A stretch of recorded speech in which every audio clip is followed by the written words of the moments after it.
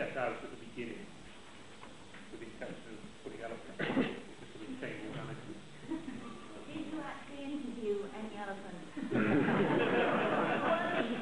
They wouldn't return my call. The ones that did cannot be named in order to protect The innocent, yes, of course. Yeah. But no, I guess I sort of have an idea where I'm going with the story, and at some point along the way I find the need to put a bit of science in, or not. I am always looking at something and thinking about what a story it'll make. You know, it's like something is. I mean, what time is it now? It must have hit me 10 minutes ago. You know, and I probably made a note of it. But what I'll tell you actually is the one that for me is the best example of what happened to me when I read something and then converted it into copy, into pay copy. Was I read in 1979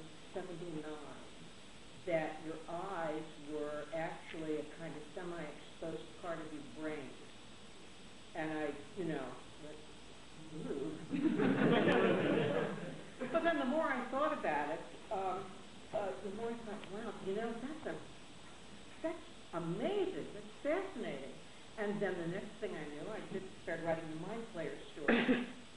And that's, you know, it's like that's how that came about. I wrote my second novel, Sinners, because I've been reading Stuart Brand's book about the media lab at MIT. And I've always tried to work very close to the actual science, and then, you know, thrown in something that, well, actually, I'm very pleased with my novels because you can't, a lot of the stuff isn't possible yet. Some of it has come about, and the rest of it that hasn't, you can't prove it's impossible yet. Well, as I said earlier, I got the idea for my latest series of books from watching The Apprentice, which is really not very scientific. And anyway, I'm a fantasy more than a science writer, but I do find that sort of bits of science creep in around the edges. And I come across, you know, I made Schrodinger's cat actually have a physical appearance in one of my books because I wanted it to be this real cat that was both dead and not dead. And boy, he's dead.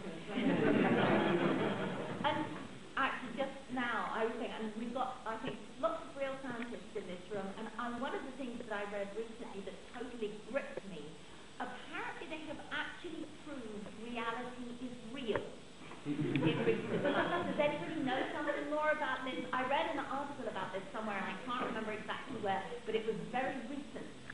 So you'll be glad to know that we are actually, well, I assume we are living in reality right now, and we are all really here. And I just thought I'd pass that on to Helen. Somewhere my mother is looking up and saying, I knew that.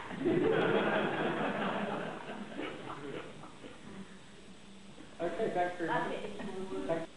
To create a sense of reality. My wizards are very akin to medieval scientists. If you come and look at shelves in my study, I know an awful lot about medieval science up to the Enlightenment. And so my wizards are energy, 4 elements, air, fire, and water, again, my wizards are very scientific in their approach. And I was very interested in what Jaine said this morning about there being a lot of ology